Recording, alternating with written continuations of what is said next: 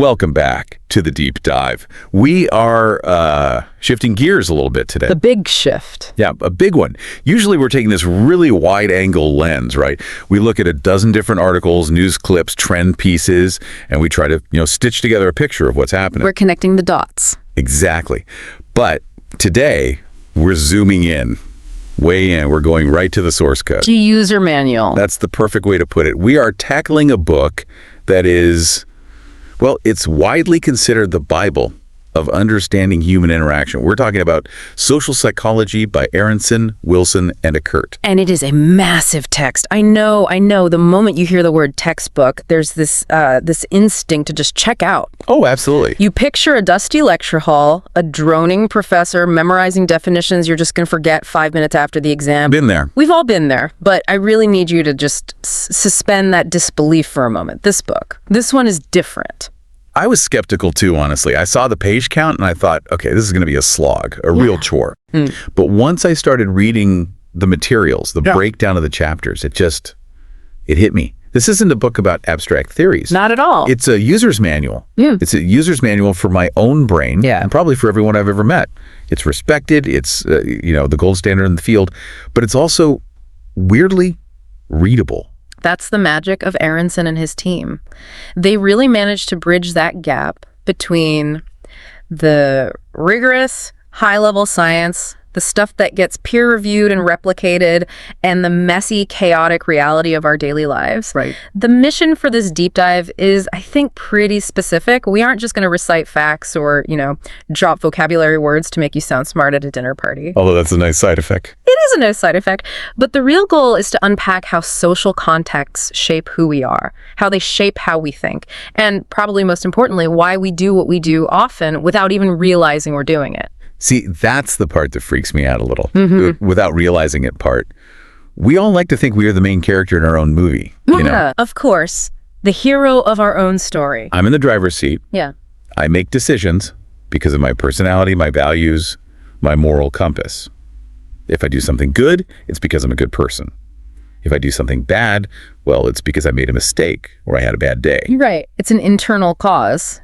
But this book seems to suggest that the road I'm driving on, the environment, the people around me, the social traffic, that matters just as much, if not more, than the driver. You have just hit on the central tension of the entire field of social psychology. It is the eternal battle between the individual and the situation. Individual versus situation. Exactly. And to define the field properly, because I think that's important, social psychology is the scientific study of how people's thoughts, feelings, and behaviors are influenced by the real or imagined presence of others. Okay, real or imagined. Yeah. That's interesting. So it's not just about what happens when I'm in a crowd at a concert. No. It's about how I act, because I think my boss might see this email, or because I'm adhering to some social rule, even when I'm totally alone in my kitchen. Precisely. It's the imagined audience, the cultural script that's running in your head. But let's stick to the individual versus situation tension for a second, because this is where most people get tripped up. We have a default setting in our brains. Okay. When we see someone behave in a certain way, our immediate instinct is to attribute that behavior to their personality. Right. Let's make this concrete. If I'm driving to work and some guy just cuts me off and traffic swerves right in front of me, no blinker, my immediate reaction isn't, oh, that poor fellow must be rushing to the hospital to see his sick child. No, of course not. My reaction is, what a jerk, or, something like polite. Right. You attribute his behavior to his character. He is a bad driver. He is a rude person. He is a jerk. That is an internal attribution. But, and here's the kicker, what happens when you cut someone off? Well, see, that's different.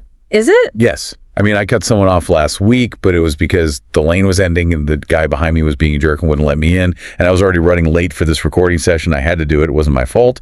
Exactly. When you do it, it's the situation. When they do it, it's their personality. This is a fundamental bias we all have. Social psychology argues that we consistently, almost pathologically, underestimate the power of the situation. Well, We think people are just acting out their nature, but in reality, if you put a saint in a terrible situation, they might act like a sinner. And if you put a sinner in the right structure, the right context, they might just act like a saint.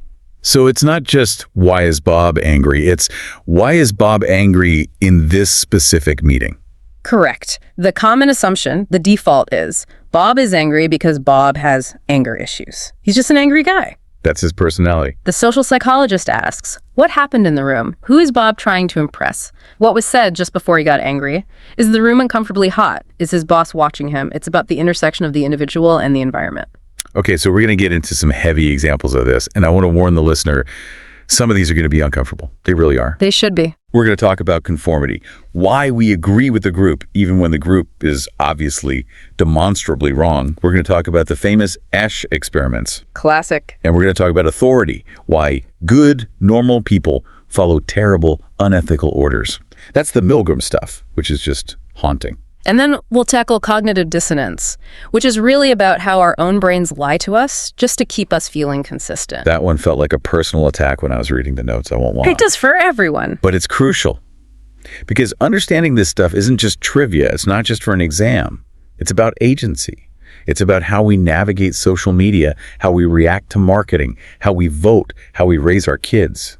If you want to resist manipulation from a salesperson, a politician, or even from your own brain, you have to understand the mechanics of influence. I would argue it is the most practical tool set you can have for modern life. It is about reclaiming the agency we think we already have but often don't. Okay, let's dive into part one then. Social thinking. The why of behavior. We touched on this with the traffic example, but the text calls this attribution theory. I want to go a little deeper here. Why are we so bad at this? Why is my brain wired to be so unfair to that guy who cut me off? It comes down to a really simple but powerful concept called perceptual salience. This is a concept Aronson in the book really emphasizes. Perceptual salience. Yeah, think about your visual field. When you are the actor, when you are the one driving the car, what are you looking at? You're looking out at the world. You see the traffic jam, the confusing road signs, the construction cones, the clock on your dashboard ticking closer to your meeting time. Right, I'm focused on the obstacles. The situation is visible to you. It's in the foreground. You, the driver, are just the background context for all that stuff happening to you. Okay, that makes sense. I can see all the reasons for my actions. But now flip it. When you look at another person, another driver, what do you see? I just see them. I see their car. You see them, you don't see their morning, you don't see that their alarm didn't go off, you don't see the text message they just got with bad news, you don't see that their kid is sick in the back seat, you just see a person in a car swerving. So they are the thing that stands out. They are the foreground, the situation is invisible to you, and because the person is salient, they're the most prominent thing in your perceptual field, we assign the cause of the behavior to them. So it's literally a matter of focus. I blame what I can see. Precisely. And this leads directly to what's called the fundamental attribution error.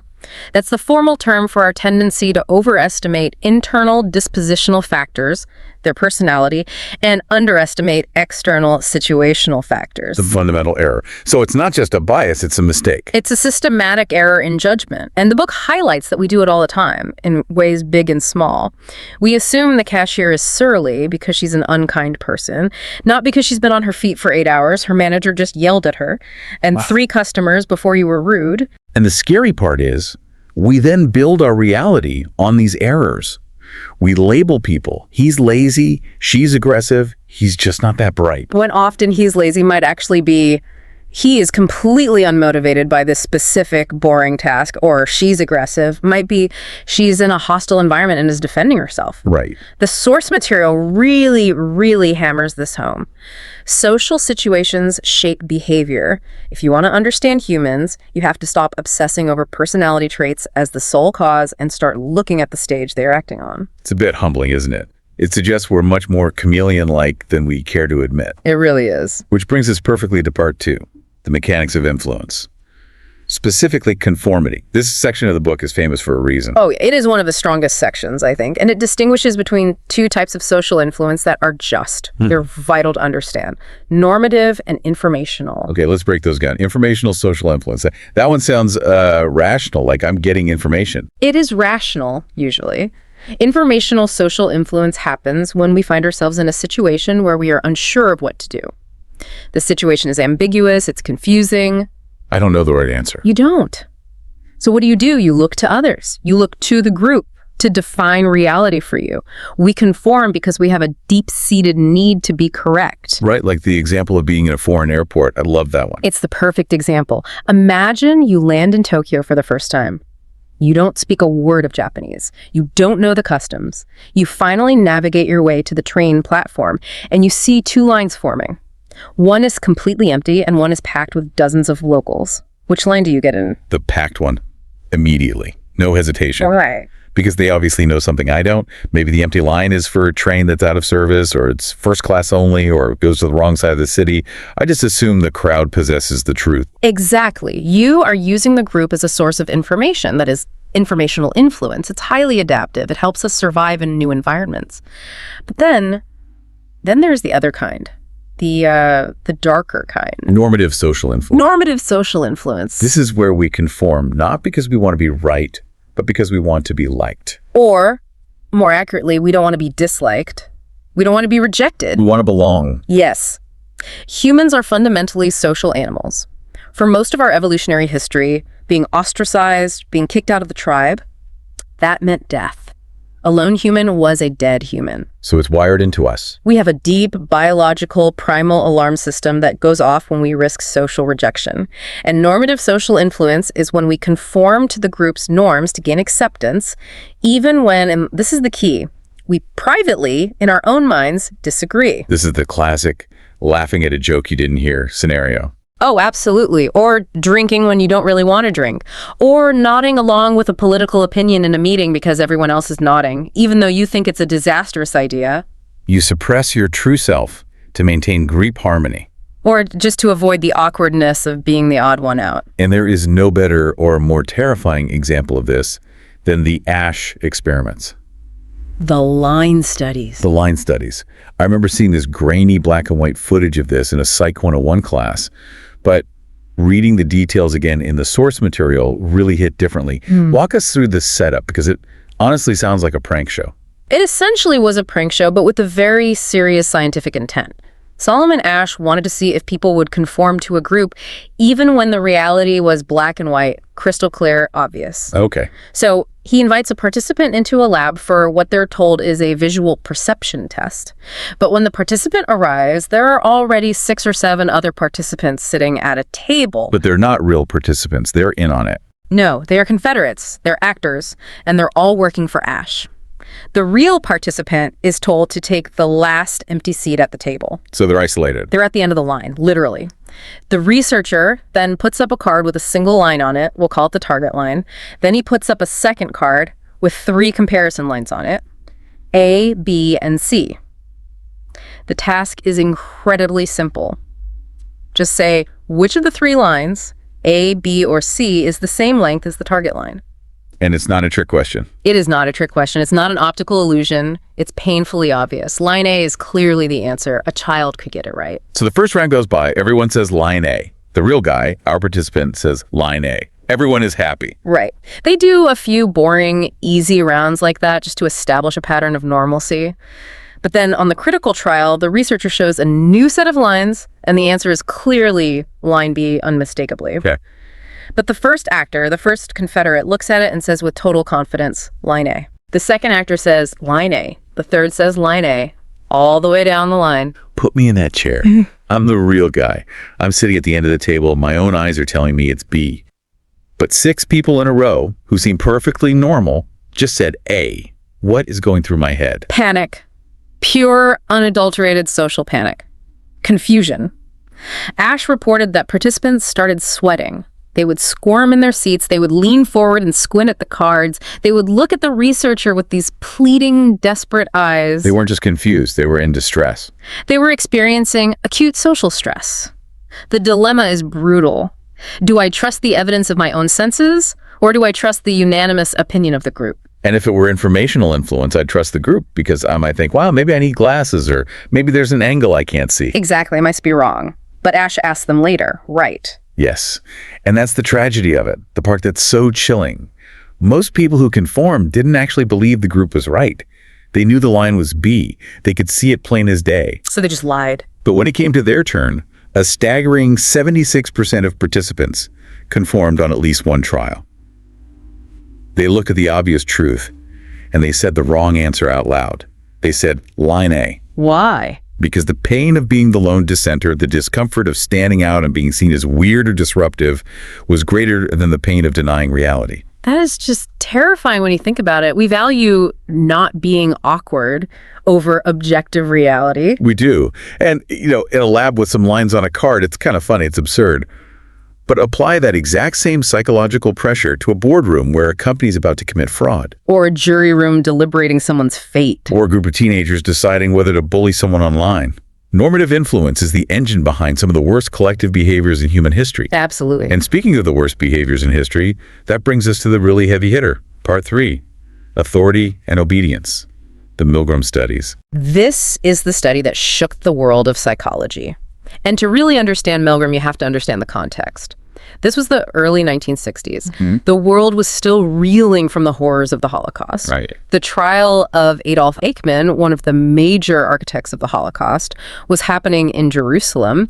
And the question on everyone's mind was, how? How could a supposedly civilized, educated nation like Germany descend into a machine of industrial-scale genocide? Was there something specific about the German personality? Were they just inherently different from us? That was the comforting explanation, right? People wanted to believe that. We want to believe that monsters do monstrous things. We don't want to believe that an ordinary baker or a teacher or a postman could be the one to push the button. It creates a safe distance between them and us. Exactly. So Stanley Milgram at Yale University designed an experiment to test this very idea. He wanted to see how far a normal, everyday American citizen would go in obeying an instruction from an authority figure if it involved harming another person. The setup here is crucial because it's just so devious. It is a masterpiece of psychological theater. You, the listener, sign up for what you think is a study on memory and learning. You show up at the lab. Okay. You meet the experimenter, a stern man in a gray lab coat, and another participant, a pleasant, slightly overweight, middle-aged guy named Mr. Wallace. Also an actor. Also an actor, but you don't know that. The experimenter says you're going to draw straws to see who will be the teacher and who will be the learner. But the draw is rigged. You are always the teacher. Mr. Wallace is always the learner. Of course. You then watch as the researcher straps Mr. Wallace into an electric chair in the next room. They put electrode paste on his wrists to avoid blisters and burns. And Mr. Wallace mentions, sort of casually, that he has a slight heart condition. That's just twisting the knife. The researcher assures both of you the shocks can be extremely painful, but they cause no permanent tissue damage. Then you are taken to your station in the other room, and in front of you is this massive, intimidating machine. The shock generator. The shock generator. It has a row of 30 switches starting at 15 volts and going all the way up to 450 volts. And the labels underneath go from slight shock to moderate shock, strong shock, danger, severe shock, and then the last two switches are just labeled XXX. And my job as the teacher is to read word pairs to Mr. Wallace. If he gets it wrong, I have to give him a shock, and every single time he makes a mistake, I have to go up to the next level. Correct. Now, at first, it's fine. 15 volts is a little tickle. But as you go up, Mr. Wallace, the learner, starts to complain. At 120 volts, you hear him shout through the wall, "Hey, this really hurts." Okay, that's my cue. I'm uncomfortable. At 150 volts, he yells, "Get me out of here. I refuse to go on. My heart's starting to bother me." And as the teacher, I'm sitting there hearing this guy scream. My natural human instinct is to stop. I'd turn to the guy in the lab coat and say, "Hey, I'm done. He wants out. The study's over." And this is where the real experiment actually happens. The man in the lab coat, the authority figure, doesn't pull a gun on you. He doesn't threaten you. He doesn't offer you more money. He just speaks calmly and firmly. He has a script of 4 predetermined prods. What are they? If you hesitate, he says, prod 1, please continue. If you object again, he says, prod 2. The experiment requires that you continue. Then, if you still resist, prod 3. It is absolutely essential that you continue. And finally, the last one is, you have no other choice. You must go on. That's it. Just the experiment requires it. No threat, no consequences. That's it. And before he ran the experiment, Milgram surveyed a group of psychiatrists and asked them to predict the results. They predicted that less than 1% of people, only the true clinical psychopaths, would go all the way to 450 volts. They thought people would stop the moment the guy started screaming for help. Of course, that's what we all want to believe about ourselves and our neighbors. But that's not what happened. No, not even close. In the baseline study, 65% of participants, 2 out of every 3 people, went all the way to 450 volts. 65%. They went past the screaming. They went past his complaints about his heart. They went past the point where Mr. Wallace, at 330 volts, goes completely eerily silent and stops answering entirely. Which implies he might be unconscious. Or dead. And they kept shocking a silent body because the man in the coat told them to. Okay, wait. I have to push back on this a little because the immediate thought is, were these people just sadists? Were they monsters? Did they enjoy it? That's the most disturbing part of the entire study. They hated it.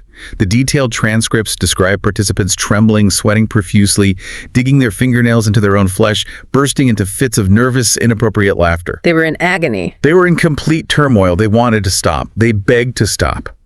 But they couldn't bring themselves to defy the authority figure in the room. They had been trapped in what Milgram called an agentic state. They stopped seeing themselves as independent actors making choices and started seeing themselves as mere instruments, as agents of the authority's will. Their responsibility was offloaded to him. So this proves the situation argument, again, in the most dramatic way possible.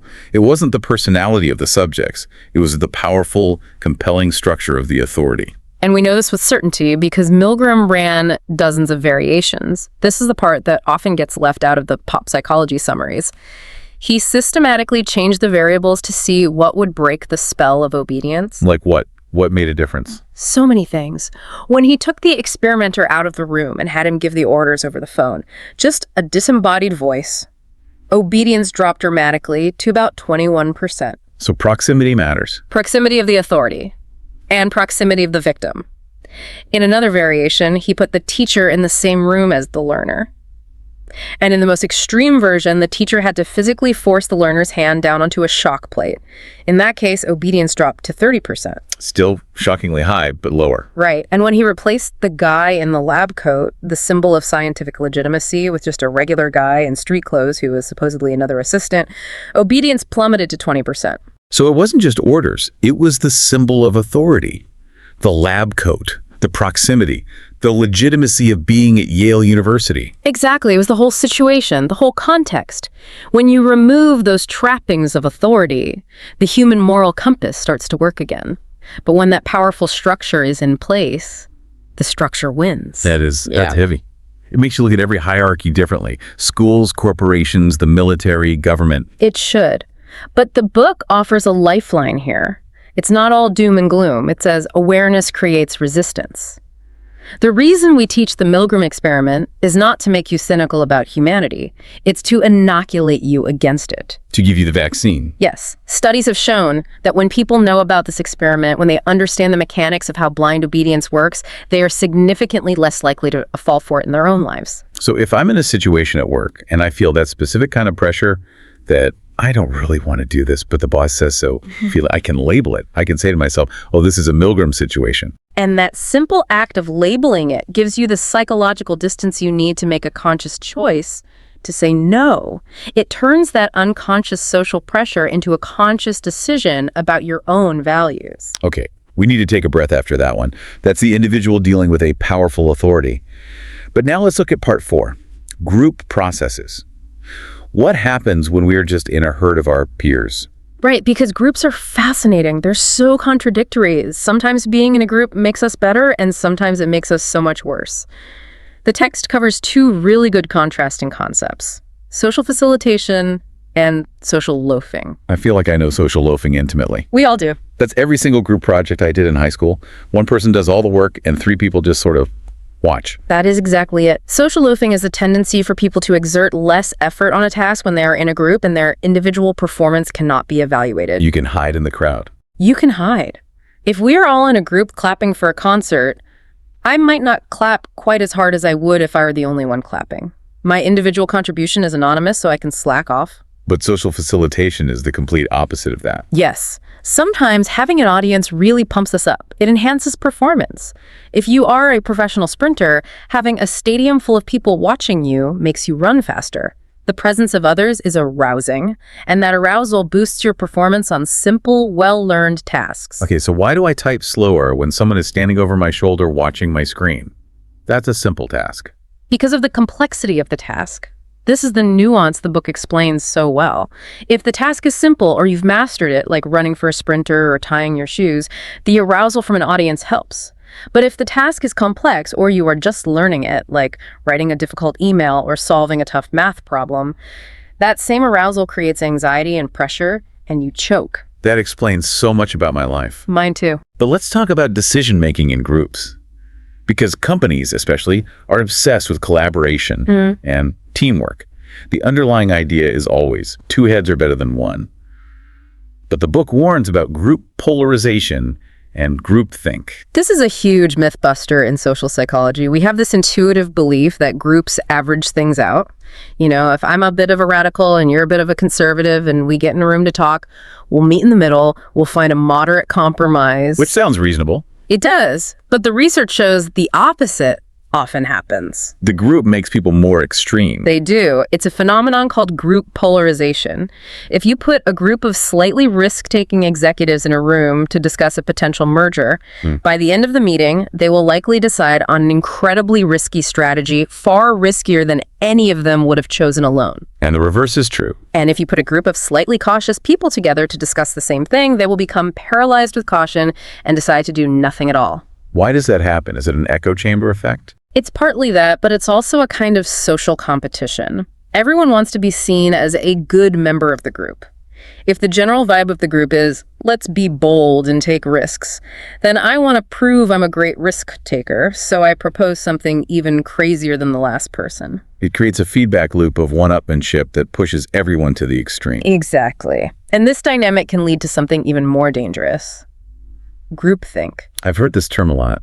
Groupthink is when maintaining the harmony and cohesiveness of the group becomes more important than critically evaluating the facts and being realistic. It's how you get historical disasters like the Challenger space shuttle explosion or the Bay of Pigs invasion. So you have a room full of brilliant people. Brilliant, expert people, but they stop asking hard questions. They don't want to be the buzzkill or the negative one who ruins the positive energy of the meeting. Dissent is suppressed, and everyone starts to believe the group must be right. So the lesson for any of us in a group setting is, if you are a leader, you need to actively invite dissent. You need to assign someone the job of saying, wait a minute, this is a terrible idea and here's why. Absolutely. You have to formally assign a devil's advocate. Otherwise, the group is just marching happily off a cliff together, holding hands and congratulating each other on their great teamwork. Speaking of marching, we have to touch on Zimbardo. The outline mentions the Stanford prison experiment in the context of norms and roles. We can't talk about the power of the situation without talking about Zimbardo, even with all the modern critiques of the study.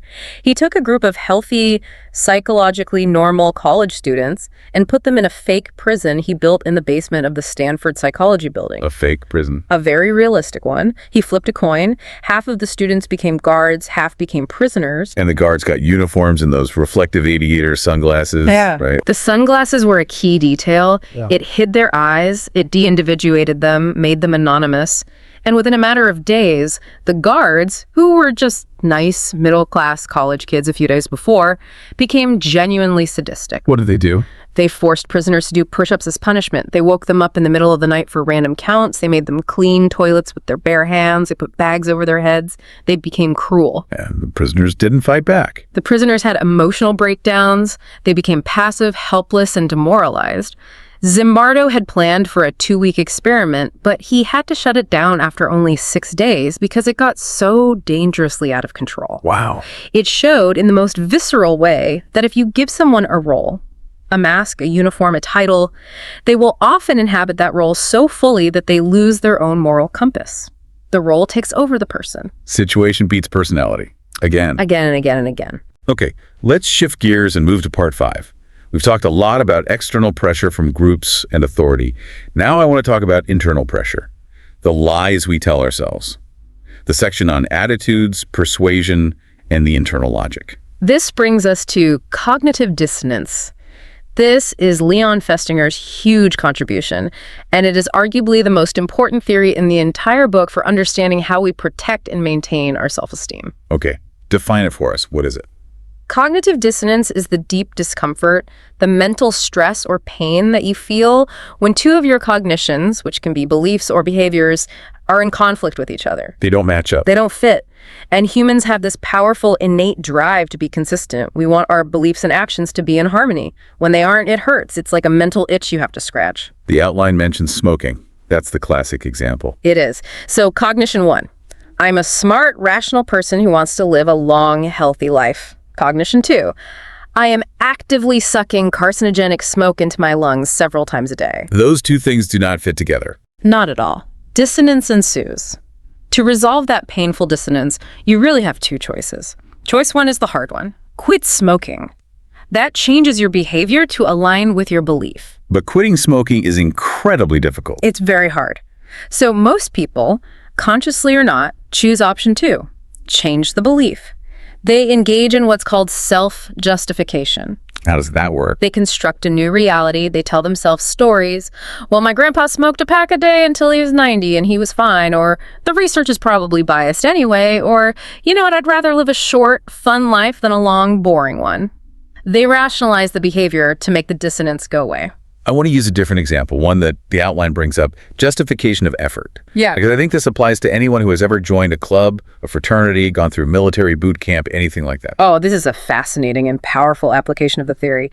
Imagine you want to join a particular group, and to get in, you have to undergo a really brutal, difficult initiation. Hazing, humiliation, pain. Yes. You suffer to get into this group. And then finally you get in, and you discover the group is actually kind of boring. Oh no. The people are mediocre.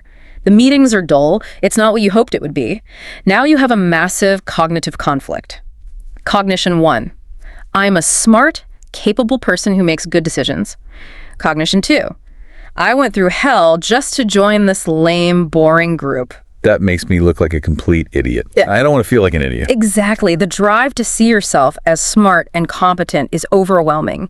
And you cannot change the past. You already went through the hazing. That's a sunk cost. So to reduce the dissonance, you have to change your perception of the group. So I convince myself the group is amazing. You convince yourself that the group is fantastic. These are the best brothers in the entire world. This is the most elite, important unit. You end up loving the group more precisely because you suffered for it. Your suffering has to be justified. So the harder it is to get into something, the more loyal and committed the members will be, purely to justify the cost of entry. That's wild. Precisely. It explains hazing rituals, it explains brutal boot camps, it even explains why we value IKEA furniture more if we struggled to build it ourselves. We come to love what we have suffered for. It's our brain's built-in immune system against feeling stupid. That is a perfect way to put it. A defense mechanism for the ego. Okay, let's briefly touch on persuasion before we move on. The book talks about the central versus peripheral routes to persuasion. This feels like something marketers are using against me every single day. They absolutely are. It's the foundation of modern advertising.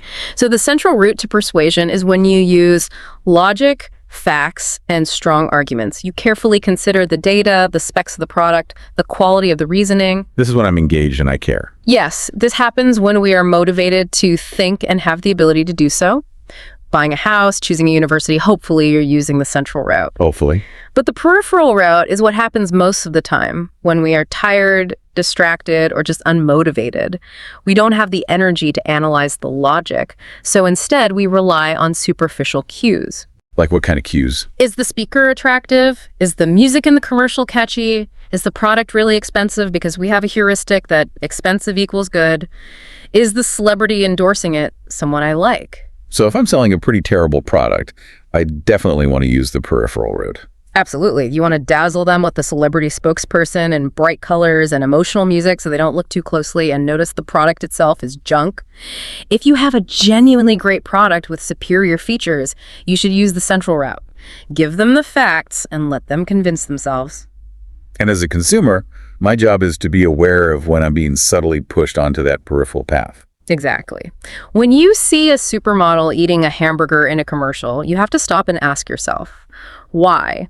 What does her physical appearance have to do with the actual taste of the meat? That question forces your brain back to the central route. We have covered a massive amount of ground here. Attribution, conformity, Milgram, groupthink, dissonance. The book also covers social relations, things like prejudice, aggression, attraction, helping, but we'd honestly be here for another full hour. And those topics really follow from the same core mechanics we've been discussing. Prejudice, for example, is often just a combination of in-group, out-group dynamics, mental shortcuts, and a whole lot of self-justification to maintain those stereotypes. We put people in boxes to make a complex world feel simpler to process. Right. Okay, so let's land the plane with part 7, real-world application. We've hinted at this all along, but let's be explicit. Why does all of this matter? We've said it's a user manual, but give me the final pitch. Why should the listener care about these sometimes strange experiments from the 1960s? Because the hardware hasn't changed. Our brains are still running on the same basic operating system as the people in Milgram's lab. And the applications of this knowledge are absolutely everywhere. Give me some examples. In the legal system, we now know from decades of research that eyewitness testimony is incredibly unreliable because of how memory can be reconstructed and influenced, yet juries still consider it the most powerful form of evidence. It's a huge one. In medicine, doctors can fall prey to cognitive biases like the representativeness heuristic, misdiagnosing a patient because their symptoms fit a common stereotype, even when other evidence points elsewhere. And in politics? In politics, it's everything. Political polarization is driven by group polarization and confirmation bias. Persuasion campaigns are designed specifically to use the central route on supporters and the peripheral route on undecideds. It's all applied social psychology. It really seems like the ultimate value of reading a book like this is just improving your own critical thinking. It is. The book is structured that way. The authors call it pedagogical design.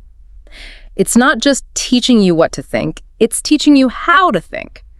When you understand that your brain is fundamentally lazy, that it wants to take shortcuts, that it wants to conform to the group, that it wants to obey authority without question, you can start to set up guardrails against your own worst instincts. So knowledge is resistance. It is the first and most important step. If you know about the bystander effect, the finding that people are less likely to help someone in an emergency when other people are around. Because everyone assumes someone else will do it. A diffusion of responsibility. But if you know that, you can be the one who breaks the spell. You can be the one who steps forward. Or even better, you can point to a specific person and say, you, in the blue shirt, call 911. You break the group's paralysis by assigning a role. Okay, so let's summarize the toolkit. This has been a lot. If our listener takes 5 key ideas away from this entire deep dive, what should they be? Okay, 5 big takeaways. Number 1, situation beats personality. More often than you think. Before you judge someone, stop and ask what pressures they might be under. Good one. Number 2, normative influence is real and it is powerful. You will be tempted to agree with the group just to fit in. Recognize that fear and ask yourself if it's really worth suppressing the truth for. Number 3. Number 3, question authority. Just because someone has a title, a uniform, or a lab coat doesn't mean they are infallible or ethical. Don't go to 450 volts just because the script says so. Love it. Number 4. Number 4, watch for your own rationalizations. If you feel that uncomfortable, dissonant feeling about a decision you've made, don't just invent a convenient story to make yourself feel better. Face the dissonance. It might be telling you something important. And the last one. And number 5. Groups amplify extremes. Be the person who is brave enough to be the dissenting voice in the room. Be the one who breaks the groupthink. One person can make a huge difference. That is a fantastic summary. It's not just a set of facts, it's a checklist for being a conscious, intentional human being. It really is. That's the goal. The source, the book, it ends with a powerful why this matters statement. It says that understanding social psychology helps us make more independent, ethical decisions. And that really feels like the ultimate goal here. I agree. It's not just about being smarter or winning arguments. It's about being better, being kinder, being more just in our assessments of others and ourselves. So here is the final provocative thought I want to leave you with. We've spent this entire hour establishing that the social context shapes us.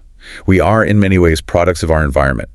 But now you know that. You are aware of the machinery. You can see the strings. So the question is, can we flip the script? If the situation is so powerful that it shapes the person, can we as conscious agents who now understand the rules start to intentionally design the situation? Can you consciously create a workplace, a home, or a social circle that is structured to encourage honesty instead of conformity. Could you build a world where the path of least resistance is actually the ethical one? That is the ultimate challenge, isn't it? Don't just be a victim of the situation. Become its architect. A huge thank you to Aronson, Wilson, Ackert, and Summers for this incredible body of work. It is truly a gift. And thank you, as always, for listening. It's been a real pleasure. Let's do this again soon. Take care.